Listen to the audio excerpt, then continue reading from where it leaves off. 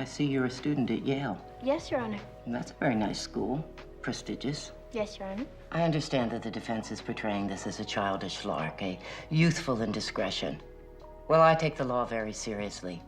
And if there's one thing I have very little tolerance for, it's rich, privileged children viewing the world as their private playground. I don't care who you are.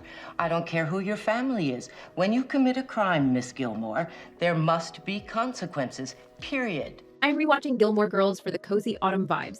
And I know a lot of fans think the downfall of Rory began when she was willing to cheat with Dean so easily back in season 4, or when she stole the boat in season 5. But I think Rory's true downfall was always inevitable, and it started much earlier in season 1 during the Chilton years. And even though Gilmore Girl fans place the blame squarely on Lorelai's shoulders, my unpopular opinion is that the people in Stars Hollow deserve a lot of the blame too, since their unrealistic expectations about Rory caused her character development to stall. Let's talk about it.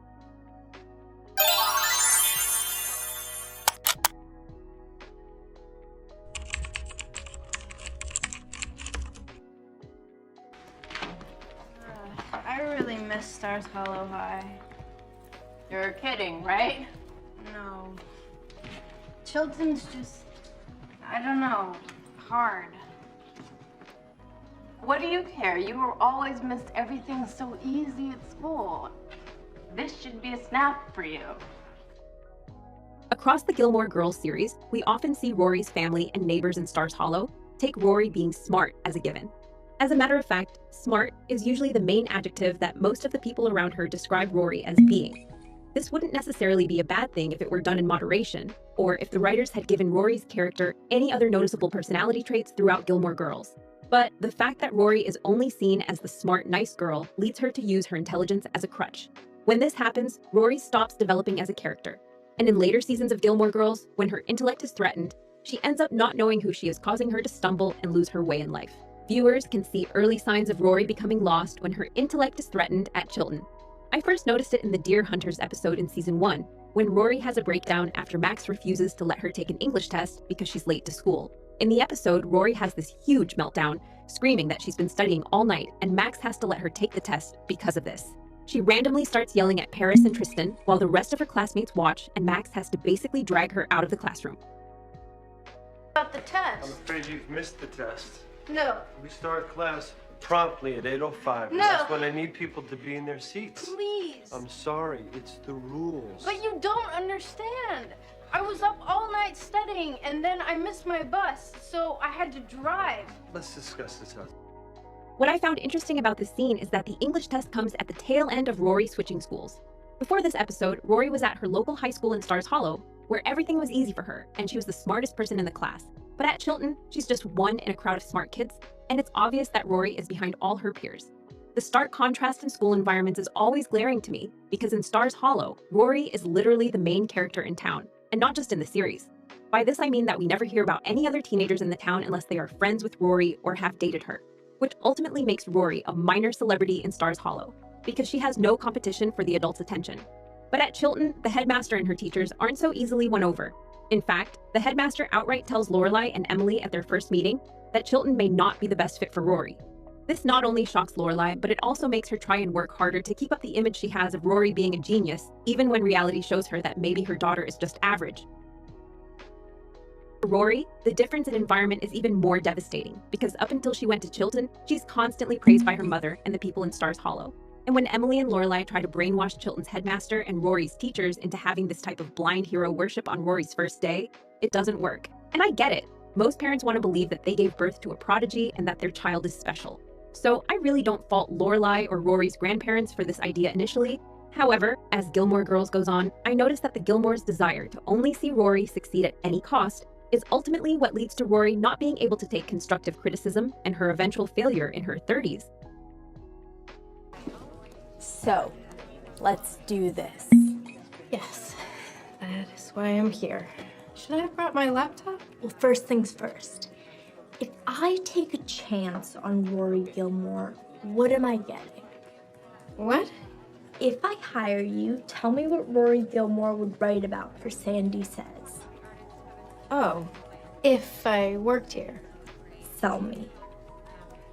Sell. Okay, we're selling. That's a totally different outfit. Chilton is the first place where Rory really receives pushback on her perceived intelligence, which is basically her entire identity. When thinking about this connection between Rory's identity and her being a gifted child, I immediately thought of the book, The Drama of the Gifted Child, The Search for the True Self by Alice Miller.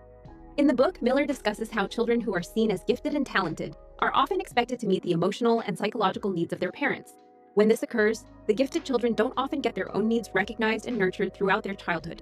This dynamic can result in the gifted child suppressing or never fully developing a true identity, or having a secure sense of self, since they are always attempting to meet the external expectations of their families and adult figures in their lives. And this can ultimately lead to deep psychological issues later in life.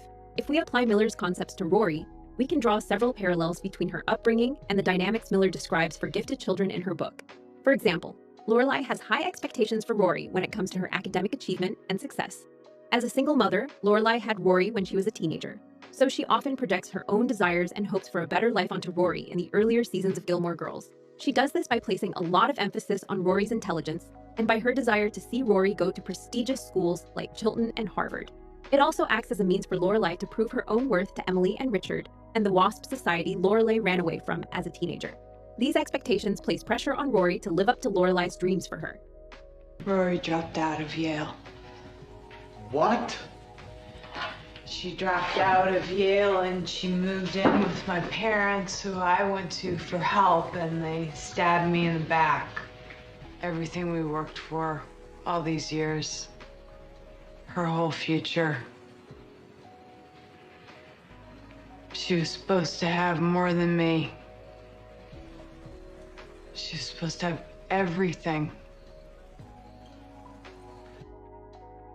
From Miller's perspective, Rory's giftedness and perceived intelligence is the only thing acknowledged by others, and these characteristics becomes a tool Lorelai uses to constantly seek validation for her parenting skills. And like the other gifted children Miller describes in her book, Rory seems to unconsciously be tasked with fulfilling her mother's unspoken needs instead of developing any sense of who she is as a person, doing her formative years on Gilmore Girls. The pressure deepens when Richard and Emily start taking an interest in her. When this happens, Rory also ends up trying to live up to her grandparents' expectations. We see this happen as she starts to step into the role of the good daughter. Richard and Emily never had starting in the later part of season 1 in Gilmore Girls. Rory will be taking some time off from Yale. She will be moving into the pool house here with us. We will find her some sort of suitable job through one of our friends. And then, after a suitable time has passed, we will revisit the subject of her returning to school. Where are you going? This responsibility means that Rory has to always meet the expectations of her family and others. So, being smart becomes an essential part of her identity as a character. In later seasons, we see how this desire to always be a high achiever overshadows Rory's ability to develop emotionally. As a viewer, I was initially drawn to Gilmore Girls because of how Rory was portrayed as this quiet and smart girl.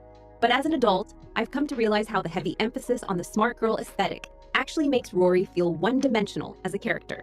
At times, it doesn't actually feel like Rory is even fully acknowledged as a person by others on the Gilmore Girls series, unless she's playing into the smart girl role.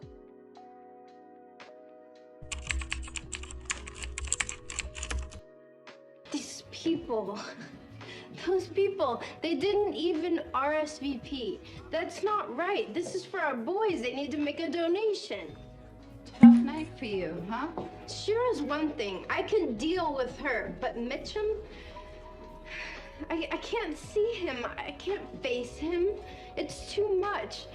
After what he did, what he said to me. What did he say to you? If it weren't for him, I wouldn't have. You wouldn't have what? Rory? Nothing. Nothing. He's just. They're just not the nicest people. Well, the rich never are.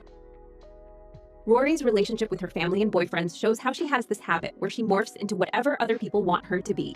This can be seen in moments where Rory suppresses her own interests and feelings to cater to what will cause the least amount of stress for her family or what will make her boyfriend happy. For example, the thing that seems to drive Rory to the brink in the Deer Hunters episode is the fact that up until the parent-teacher conference, she didn't have the guts to tell Lorelai that she was failing English. The fact that Rory knew that the Friday dinners was her mother trying to make peace with Emily and Richard to keep her at Chilton meant she often tried extra hard not to add stress to Lorelai's plate. So she doesn't want to burst Lorelai's bubble that she isn't as smart as her mother has always thought she is. And because of this, she suffers in silence. And it's only when Lorelai finds out randomly at the parent-teachers conference that Rory comes clean. I found this scene to be interesting because Gilmore Girls fans are fed this idea that Lorelai and Rory are unnaturally close, thanks to their mother-daughter banter and inside jokes. However, this doesn't always seem to be true when you look closer at the way they hold secrets from each other. Miller's theory would suggest that Rory's intense drive to succeed may stem from a lack of an authentic emotional connection with her mother, since Lorelai only thinks of Rory as a brainiac and a means to get back at her parents instead of a person with their own life to live. But we can also see that it's not just Lorelai who won't let Rory fail, it's also her grandparents and the people in Stars Hollow who stifle Rory's potential growth. Rory's grandparents play a role in shaping her sense of self around her achievements too, because Richard and Emily have their own expectations for Rory, and they often end up treating her as an extension of themselves, or just as a symbol of the family's success and prestige. Richard in particular imposes high expectations on Rory, and is often critical of her choices when they don't align with his idea of success.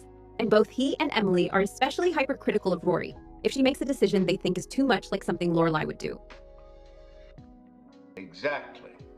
Rory is special. Well, I know that Rory's special. Got it. Dean is special too, Grandpa. Rory. You don't even know him. I know enough. No, you don't.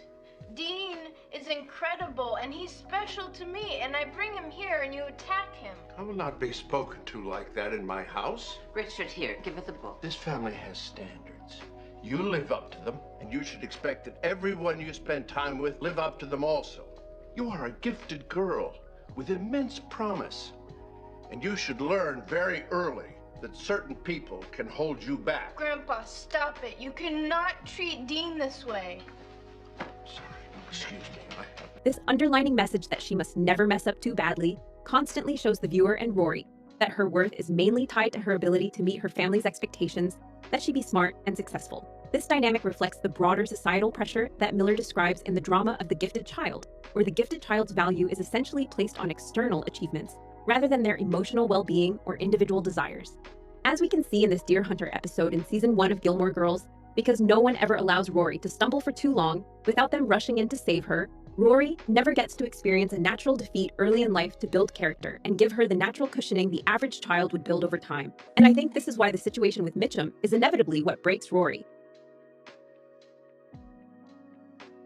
Because everyone around her is always focused on shielding Rory from disappointments and only seeing her as this highly intelligent person, she often lacks the emotional maturity to process her own desires and emotions.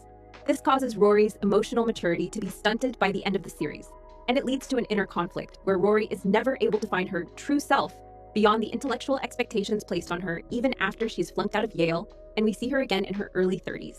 When you compare this to a person like Jess, who is constantly being looked down upon by the residents of Stars Hollow and who has several setbacks in life early on, you get the feeling that by not giving Rory any real conflict early on, the showrunners didn't actually expect Rory to succeed by the end of the show.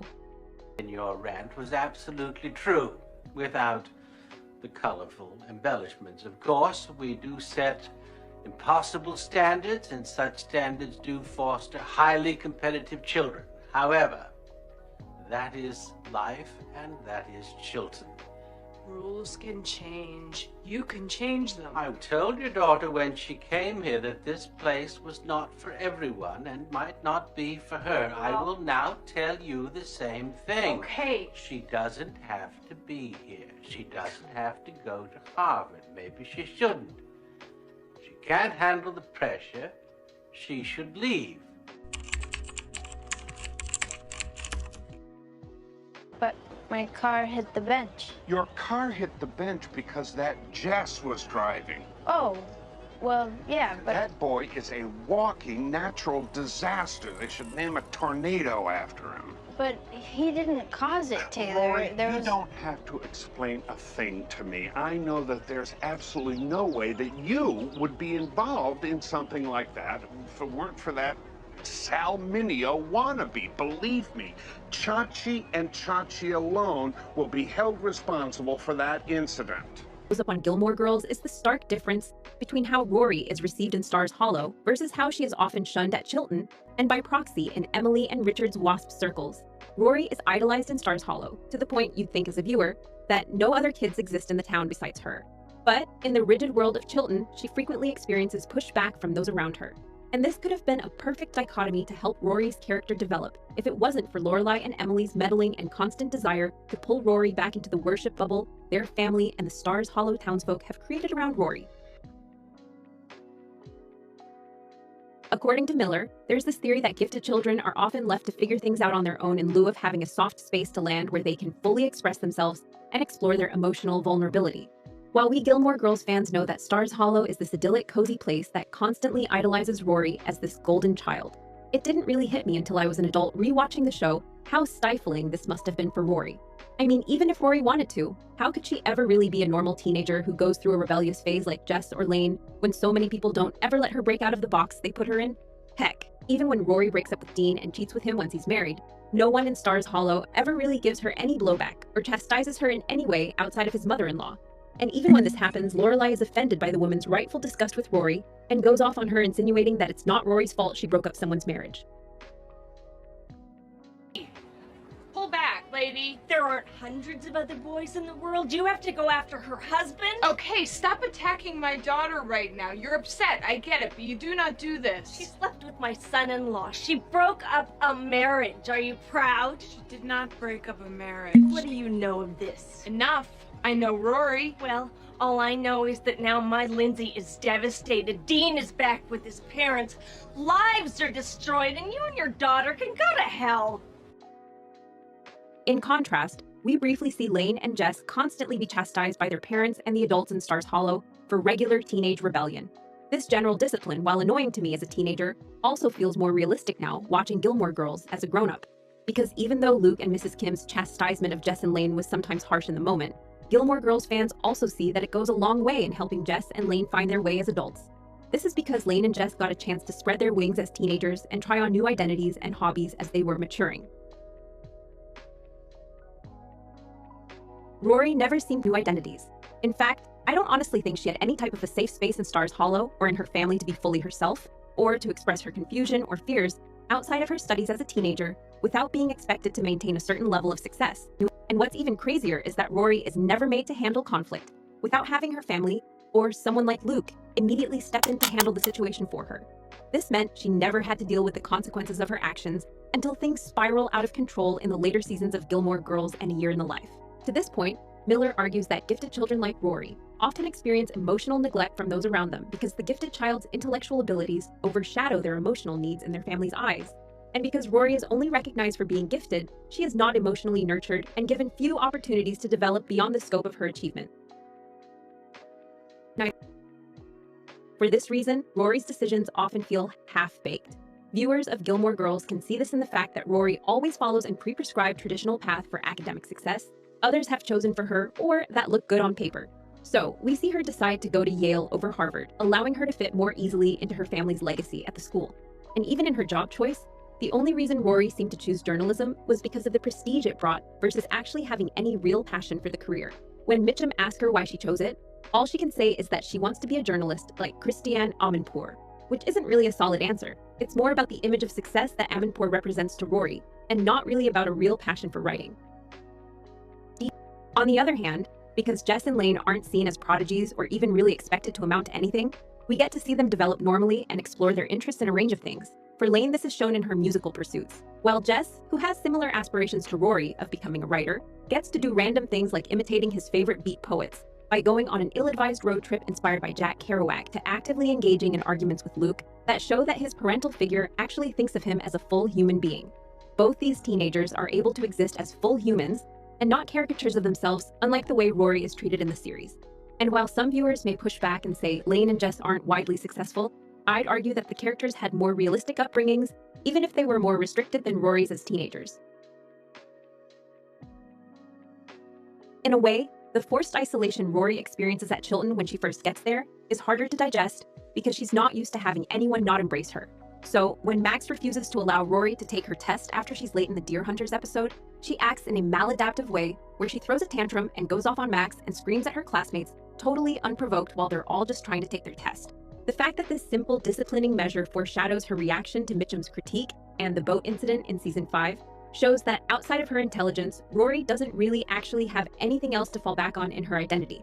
It's almost as if Rory feels that if she's not the smartest person in the room, she can't be of value to anyone else.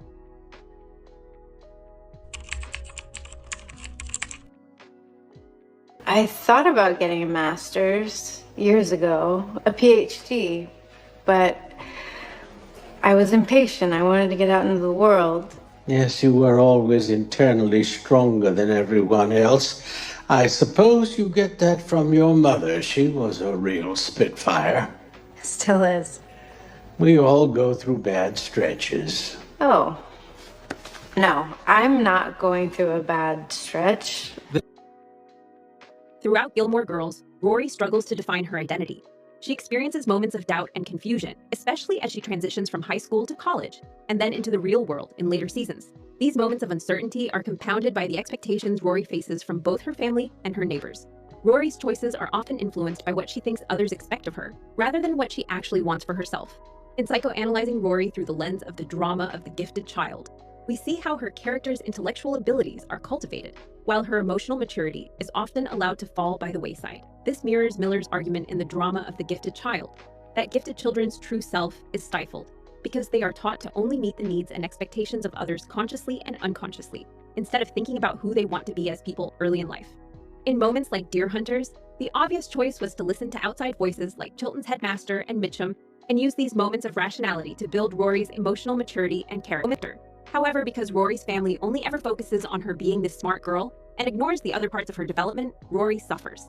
Due to these things, I'd argue that Rory's perceived success becomes a way for others, particularly her mother and grandparents, to meet their own emotional needs by living vicariously through Rory as a gifted child. And because of this codependency with her family, Rory never develops a true sense of self, and her desires are often buried under the weight of her grandparents and Lorelai's expectations. Shouldering these expectations causes Rory to struggle with ever becoming emotionally fulfilled or having a sense of self-expression beyond what she thinks a successful Shouldering these expectations causes Rory to person is or does, which is why her character's identity stays stagnant throughout the Gilmore Girls franchise. In this way, Rory embodies the conflict described by Alice Miller of being a gifted child who excels at meeting external demands while neglecting ever-developing emotional maturity. For this reason, as a teenager and young adult, we often see Rory in an arrested development state where she appears to be trapped by her need to appear perfect or successful. Ultimately, Rory doesn't ever seem to find her way by the end of a year in the life, and instead, we see her slipping into Lorelai's footprints as a single mother by happenstance. From here, we even see Rory usurping Lorelai's story as fodder for her book idea, instead of actively going out to live her own life, to get inspiration for her writing. Rory's inability to face the challenges of failure was indicative of kid. No, I did think this through. I am not a kid. This was not a whim. I sat down last night and outlined the first 5 chapters just like that. That's a sign. What sign? That this is it. This is what I am supposed to do. No. I'm sorry. I have to. Without this, it's grad school or groveling for jobs that I don't want. Find another subject. to me of her character's lack of a persona outside of being the resident gifted child in Stars Hollow. Because of this lack of personal development in her character, I'd argue Rory's failure was always inevitable, because her family and neighbors never let her be a whole person when she was growing up. This decision severely stunts Rory's character's development throughout Gilmore Girls. So, by the time we see her at 30, Rory is still searching for fulfillment and trying to find an identity outside of just being the gifted kid.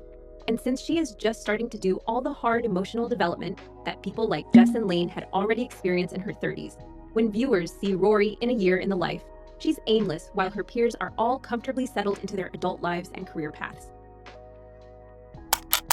What do you all think? Would you still live in Stars Hollow, or do you think Rory's village did right by her? Leave a comment down below with your thoughts, and don't forget to like and subscribe for more videos.